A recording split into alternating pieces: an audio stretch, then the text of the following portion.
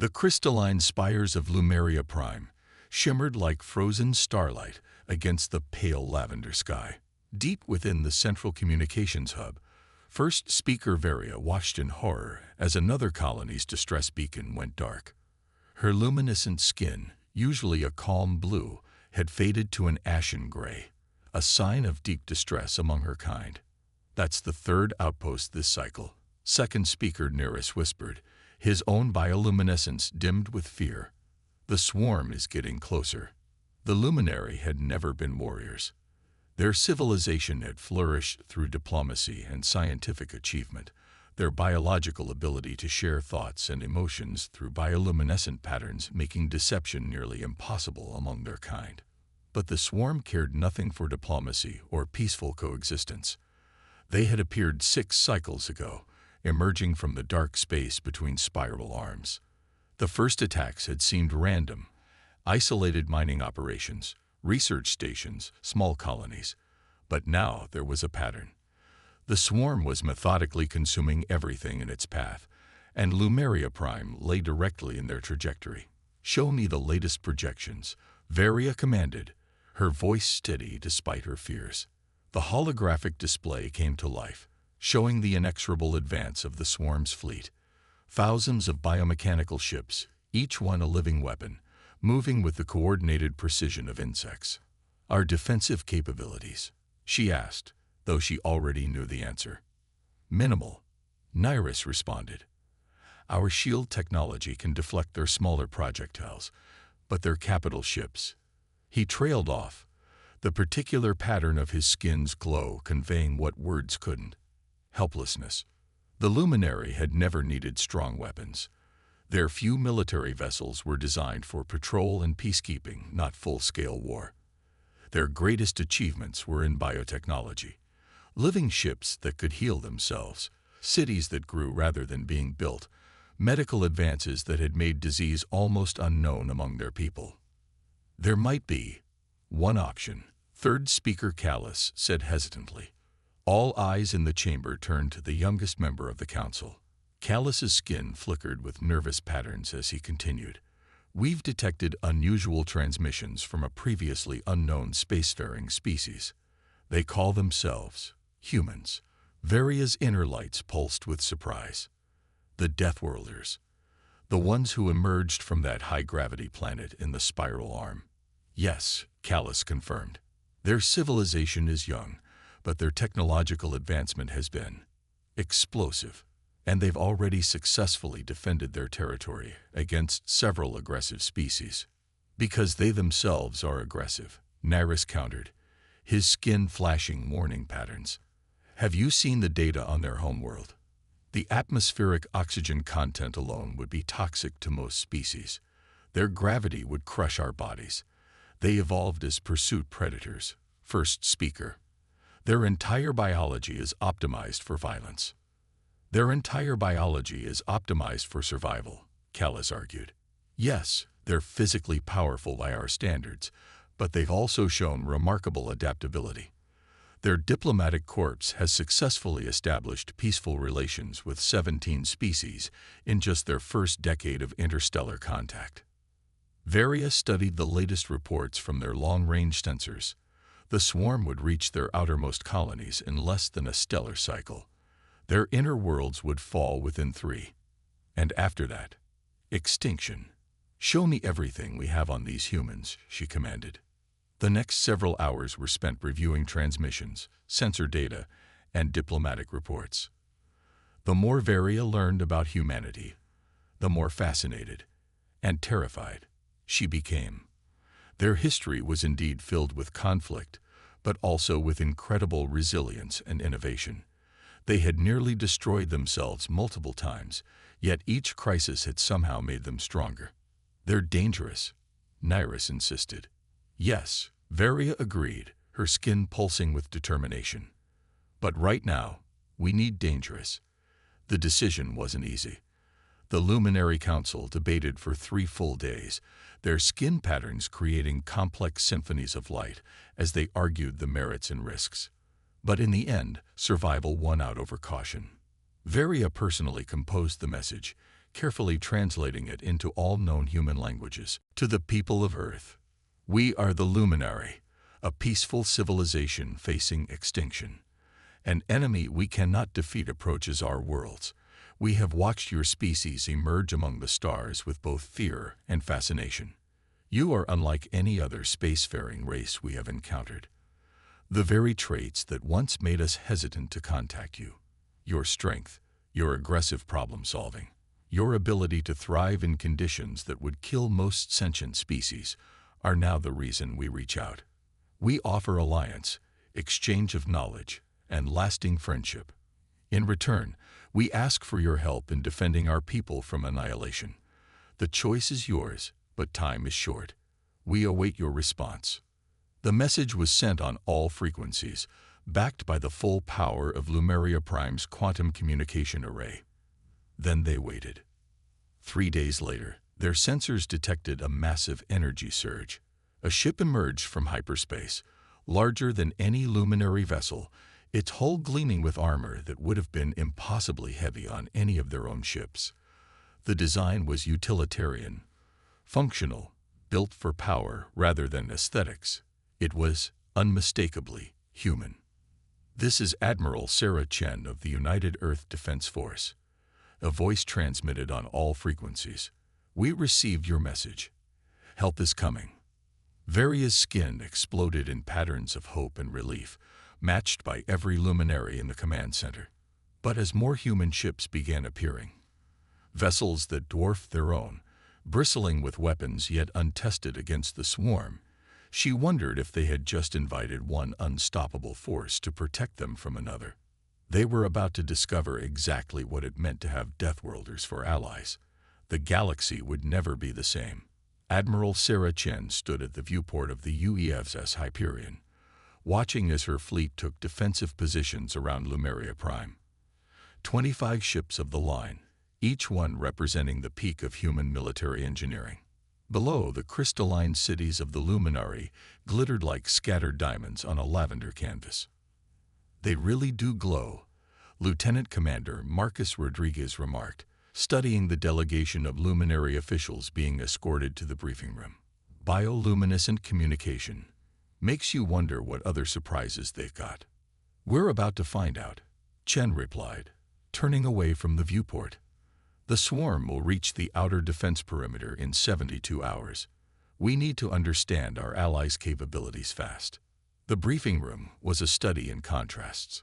The luminary delegation, led by first speaker Varia, moved with fluid grace in the ship's artificial gravity, their tall, willowy forms seeming to float rather than walk. The human officers, by comparison, moved with purposeful efficiency, their muscular build speaking to their evolution on a high-gravity world.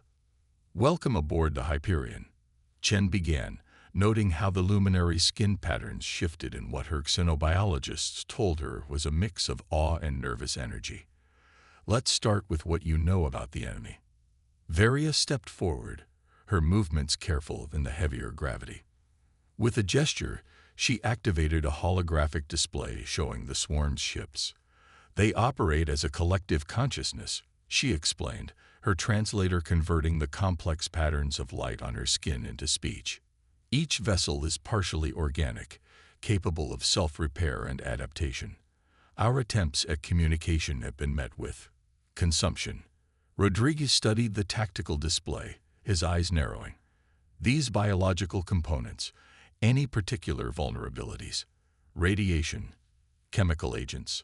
We've had limited success with focused electromagnetic pulses, Nyrus offered, his skin flickering with what might have been embarrassment. But our weapons lack the power to penetrate their outer armor. Chen watched as the tactical display updated with combat data from previous encounters.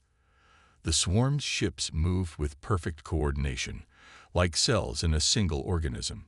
Standard human combat doctrine would be useless against such unity of purpose. Show me your defensive capabilities, she requested. Everything you have, not just military assets. The luminary exchanged glances, their skin patterns creating a brief symphony of light.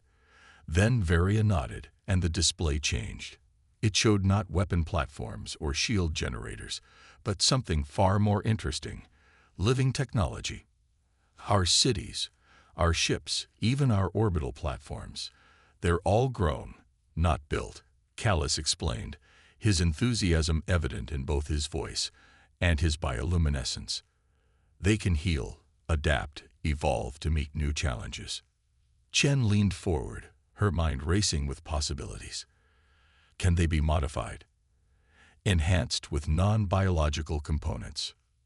Theoretically, Varia responded, her patterns showing curiosity.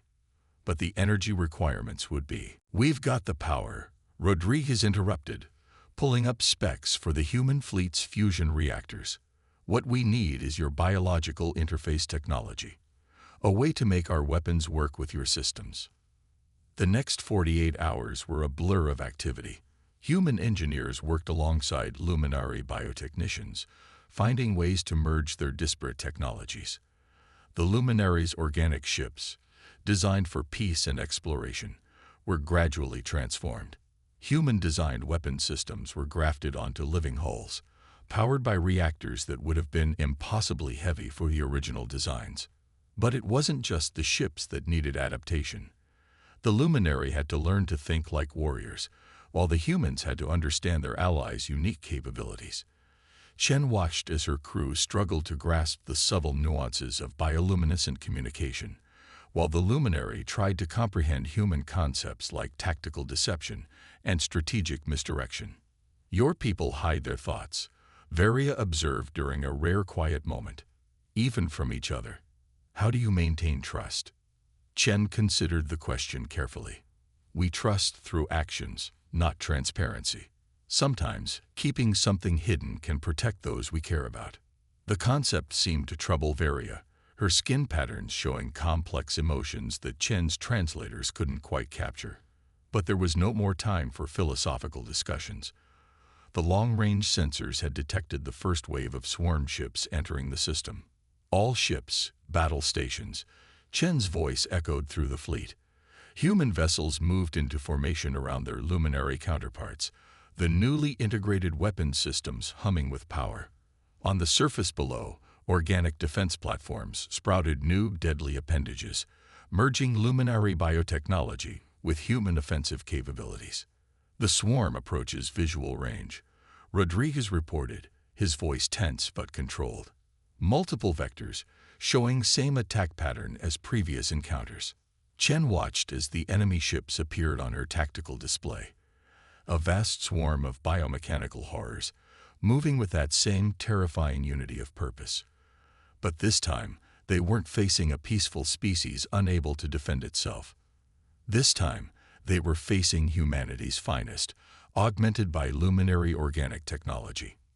All ships, hold position, Chen commanded. Let them come to us. She turned to Varia, who stood beside her on the bridge, the first speaker's skin now pulsing with patterns that matched the tactical urgency of the moment. Ready to show them what our species can do together.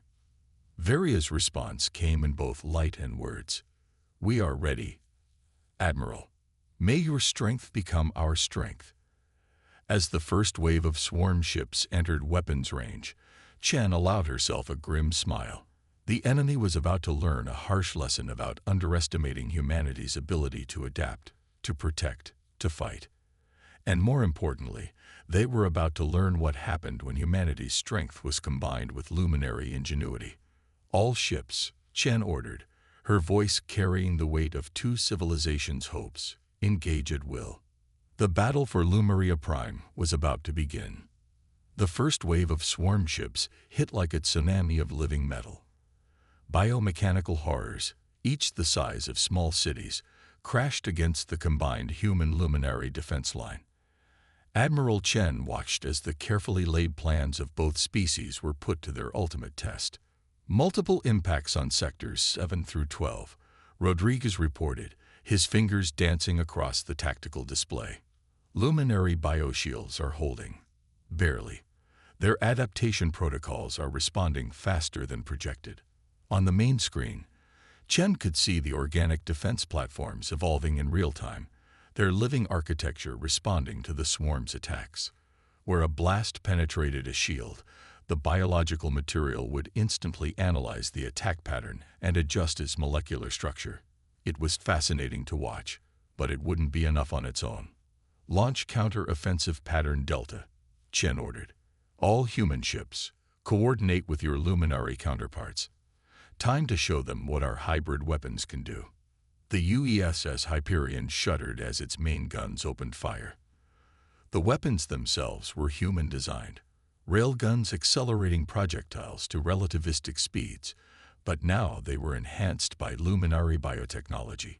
Each round was encased in a living shell that could adjust its trajectory mid-flight, guided by the same organic sensors that made luminary ships so adept at navigation. The effect was devastating. Where before the swarm had been able to predict and evade traditional weapons, now they faced munitions that could think and adapt. The first volley tore through their forward lines, leaving gaping holes in their supposedly impenetrable formation. "They're responding," Varia announced, her skin pulsing with rapid patterns of analysis. "The collective is adapting its defensive formations. They've never encountered this type of hybrid technology before." Chen nodded grimly. "That's the problem with a hive mind. It's great at coordinated action, but it can be predictable." "Lieutenant Commander, initiate sequence Omega." Rodriguez's eyes widened slightly. "Are you sure, Admiral? We haven't tested the neural interface at full capacity." "No time like the present," Chen replied, turning to Varia. "First speaker, we need your people's help for this next part. The swarm thinks it knows how to counter our technology. Let's show them what happens when we truly combine our species' capabilities." What followed was unprecedented in the history of either civilization. Through newly developed interfaces, human tactical officers linked directly with luminary biosensors. The luminary's natural ability to communicate through light patterns was merged with human neural networks, creating a hybrid command and control system that operated at the speed of thought. Multiple swarm capital ships breaking through Sector 9. A sensor operator reported, his mind now partially linked with the living technology of a luminary defense platform. "They're attempting to establish a foothold for their second wave." "Not today," Chen muttered. "All ships, execute Protocol Prometheus." The human fleet moved with new precision, each vessel's actions perfectly coordinated with their luminary counterparts. Where human weapons struck, luminary biotechnology immediately analyzed and exploited the damage. Where luminary sensors detected weaknesses, human targeting systems delivered killing blows with brutal efficiency. But the swarm was far from defeated. A massive tendril of biomechanical ships curved around the defense line, attempting to flank the Allied fleet. As they moved, their outer hulls began to shift and change, adapting to the hybrid attacks they'd encountered. "They're learning," Varia observed, her patterns showing both concern and fascination. "Their collective consciousness is beginning to understand our combined capabilities." "Good," Chen replied with a predatory smile. "That means they're focused on what we want them to see." "Commander Rodriguez, are the stealth platforms in position?" "Yes, Admiral. All 12 platforms are ready. The luminary cloaking fields are holding stable." This had been perhaps the most ambitious fusion of their technologies. Human quantum warheads housed within luminary stealth platforms that were literally invisible to organic sensors. They had been quietly moving into position while the main battle drew the swarm's attention. "The key to defeating a hive mind," Chen explained to Varia, "isn't to overpower it. It's to present it with too many different types of threats to process at once. Your people's biological technology makes perfect counters to their adaptive capabilities. Our weapons provide the punch they don't expect. But the real key, that's pure human strategic thinking, making them look where we want while the real threat sneaks up behind them." "Now," Rodriguez called out. The stealth platforms deactivated their cloaking fields simultaneously. Before the swarm could react, they detonated. The quantum warheads, their effects magnified by luminary field generators, created overlapping spheres of destruction. Space itself seemed to twist and tear as the explosions rippled through the swarm fleet. The effect was catastrophic for the hive mind. With a significant portion of their consciousness suddenly destroyed, the remaining sworn ships lost their perfect coordination. Their movements became erratic, confused. Some ships crashed into each other, while others fired randomly into space. Their neural network is fragmenting, Varia reported, her skin flickering with excited patterns. The collective consciousness is breaking down. All ships press the advantage, Chen ordered. Don't let them regroup. Target their command nodes with everything we've got. The combined fleet surged forward. Human warships, their hulls now partially enhanced with living armor, shrugged off impacts that would have previously crippled them. Luminary vessels, their organic weapons now powered by human fusion reactors, struck with unprecedented force. The battle raged for hours, but the outcome was no longer in doubt. Without their unified consciousness, the remaining swarm ships were formidable but manageable threats. One by one, they were isolated and destroyed by the coordinated efforts of both species. As the last enemy ship exploded in a spectacular fusion of organic and mechanical debris, a cheer went up through the human fleet. On the luminary vessels, patterns of victory and relief created awesome displays of light and color. Chen turned to Varia, noting how the first speaker's skin now pulsed with patterns she was beginning to recognize as joy and amazement. "Well," Chen said with a tired smile, "I'd say this partnership is off to a promising start." Varia's response came in both light and words. "Indeed, Admiral. Though I suspect this is only the beginning of what our species can achieve together." Looking at the tactical display, showing the successful fusion of human and luminary technology, Chen couldn't help but agree. They had done more than win a battle.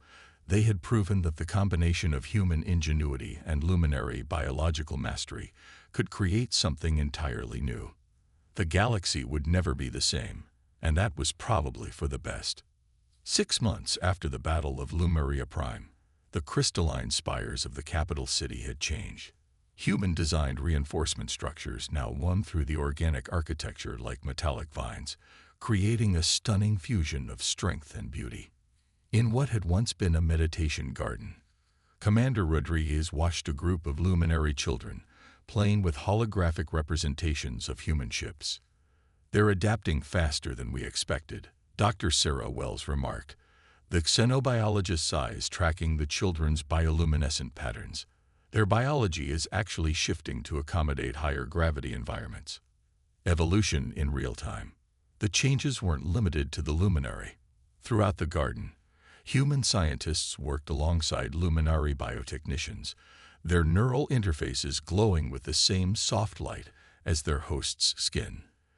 The ability to share thoughts and emotions through bioluminescence had proven too useful to ignore, leading to the development of bio-augments that gave humans similar capabilities.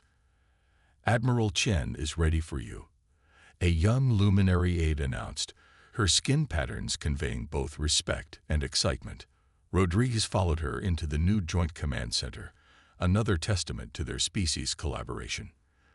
The command center itself was a marvel of bioengineering. Living computers processed data through neural pathways while quantum processors handled the heavy calculations. At its heart, Admiral Chen and first speaker Varia stood before a massive holographic display showing the ongoing transformation of both their civilizations. "The integration of our technologies has exceeded all projections," Varia was saying, her patterns showing clear enthusiasm. "The latest generation of hybrid ships can outperform anything either of our species has created before." Chen nodded, her own neural interface flickering in response to Varia's emotions. "The real breakthrough is in medical applications, your biological regeneration techniques, combined with our nanotech. We're curing diseases that neither of our species could handle alone." Rodriguez cleared his throat.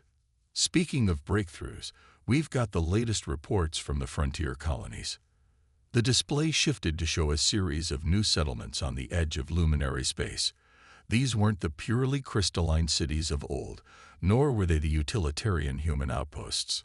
Instead, they represented something entirely new: organic structures reinforced with advanced materials, powered by fusion cores that interface directly with living systems. The colonists are thriving, Rodriguez reported. Human families adapting to lower gravity environments, while their luminary neighbors develop stronger bone density. The children especially. He paused, bringing up footage from a colonial school where human and luminary young played together, their neural interfaces allowing them to share thoughts and feelings as naturally as breathing. They don't see the differences anymore, Dr. Wells observed. To them, this is just how things are supposed to be. But not everyone embraced the changes with such enthusiasm. The holographic display shifted again, showing reports from both Earth and Lemuria Prime. Conservative factions in both societies were expressing concern about the pace of integration, fearing the loss of their species' unique identities.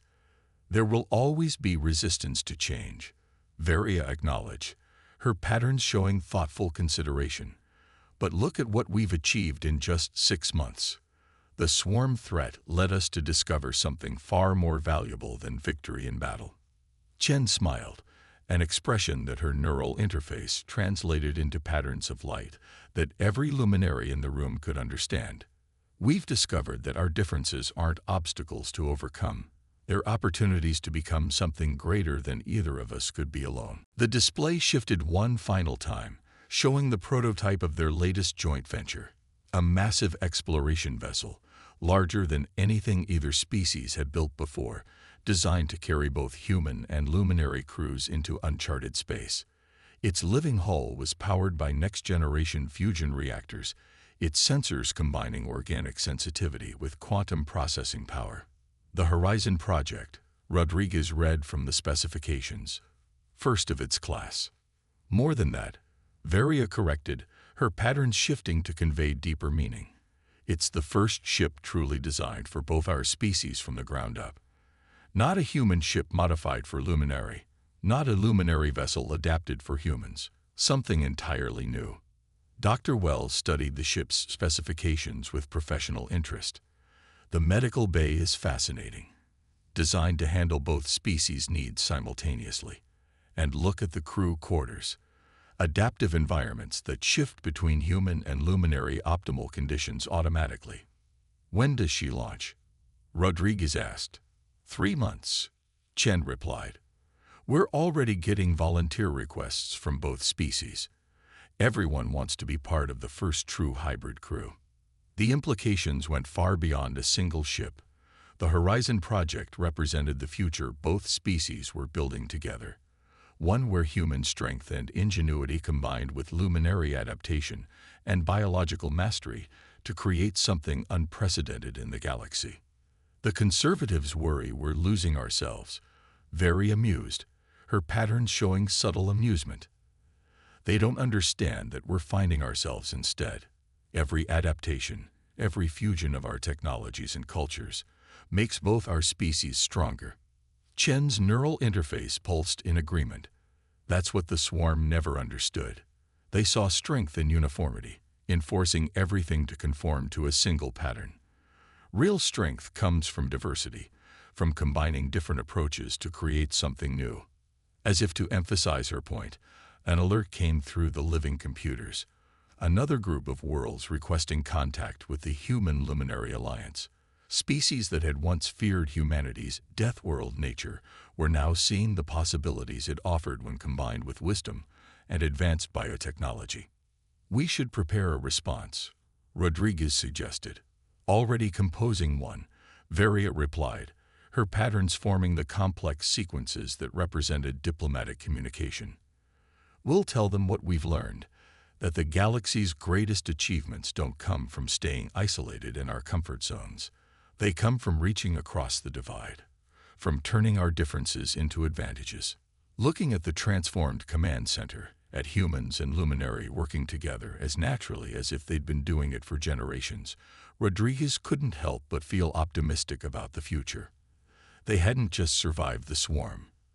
They'd discovered a new way of existing, one that promised to transform both their societies in ways they were only beginning to understand. The galaxy was changing, And for once, that change was bringing hope rather than fear. 5 years after the Battle of Lemuria Prime, the Galactic Council chamber was nothing like it had been before. The traditionally austere hall now featured a blend of various species' architectural styles, with the most prominent being the striking combination of human industrial strength and luminary organic beauty. Admiral Sarah Chen, now serving as Earth's primary representative, stood at the podium alongside First Speaker Varia. Their neural interfaces synchronized automatically, creating a subtle dance of light that reflected their shared thoughts. Before them, representatives from over 30 spacefaring civilizations watched with a mixture of awe and curiosity. The success of the Human Luminary Alliance has exceeded all expectations. Chen began, her words accompanied by bioluminescent patterns that the entire chamber could now understand. What began as a desperate partnership against the swarm has evolved into something that's transforming our entire galaxy. The massive holographic display behind them showed the extent of these changes. Dozens of worlds had adopted hybrid technologies, combining their own unique capabilities with elements from both human and luminary science. The feared Deathworlder traits of humanity had become sought-after advantages rather than sources of fear. We've received over 200 requests for technological and cultural exchange programs in the past year alone. Varia continued, her patterns synchronizing perfectly with Chen's. But more importantly, we've seen a fundamental shift in how our species view their differences. Rodriguez, now captain of the exploration vessel Horizon, stepped forward to present the latest data. The ship's first mission had returned with unprecedented discoveries, made possible only by its hybrid crew's unique capabilities. The Horizon's success demonstrates what we've been saying, he explained. When we combine different evolutionary advantages instead of seeing them as barriers, we achieve things that would be impossible alone. The evidence was impossible to ignore. Worlds that had once been uninhabitable to most species now hosted thriving colonies, thanks to adaptive technologies that borrowed from multiple species' environmental tolerances. Medical breakthroughs were occurring at an unprecedented rate as different biological approaches merged and evolved. But perhaps the most significant change, Chen continued, has been in our thinking. The old fears about Deathworld species or primitive technologies have been replaced by a recognition that every evolutionary path offers unique advantages. The display shifted to show the newest generation of hybrid vessels. Unlike the early attempts that simply bolted different technologies together, these ships were true syntheses, organic hulls with the durability of human engineering, powered by fusion reactors that interfaced seamlessly with living systems. We're not just combining technologies, Varia added, her patterns expressing deep satisfaction. We're creating new possibilities. The children born in our hybrid colonies don't see boundaries between species. They see opportunities for connection and growth. A representative from a high-gravity world similar to Earth stood up. Our people once feared to venture into the galaxy, knowing how our strength might frighten others. But your example has shown us a better way.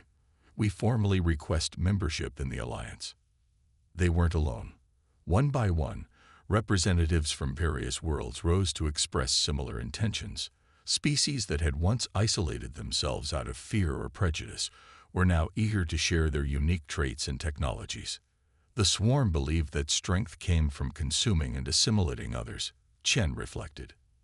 They couldn't understand that true strength comes from celebrating our differences and finding ways to make them work together. The chamber's organic computers, themselves a product of human luminary cooperation, displayed a new alert. Long-range sensors had detected signals from beyond the galaxy's edge. Signs of new civilizations, new possibilities for contact and exchange.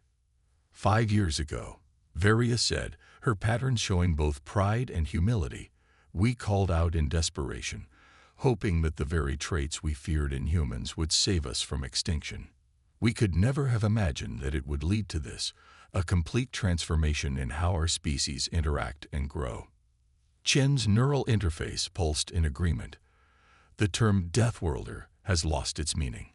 We've proven that every world, Every evolutionary path offers something valuable. The only real death is isolation, refusing to reach out, to adapt, to grow together. As the chamber erupted in expressions of support, everything from human applause to bioluminescent displays, to electromagnetic pulses of agreement, Rodriguez couldn't help but smile. The Horizon was already being fitted for its next mission, its hybrid crew eager to explore further into the unknown. Ready for another adventure? Chen asked him privately through their neural link. Always, he replied, his interface displaying patterns of excitement. Though I don't think anyone can predict what we'll discover next. That's the beauty of it, Varia added, her patterns joining their private conversation. We've moved beyond simply surviving or competing. We're writing a new chapter in galactic history, one where our differences make us stronger together than we ever could have been apart. The legacy of the Deathworlders, it turned out, wasn't about strength or fear or dominance. It was about showing the galaxy that the traits that seem most frightening in others might be exactly what we need to become something greater than ourselves. As the council session ended and plans were made for further expansion and integration, one thing was clear: the galaxy had entered a new age. The barriers between species were dissolving, replaced by bridges of understanding and cooperation. And somewhere out there, new civilizations waited to be discovered, new combinations of traits and technologies waited to be explored. The future was no longer something to fear. It was something to create together, one connection at a time.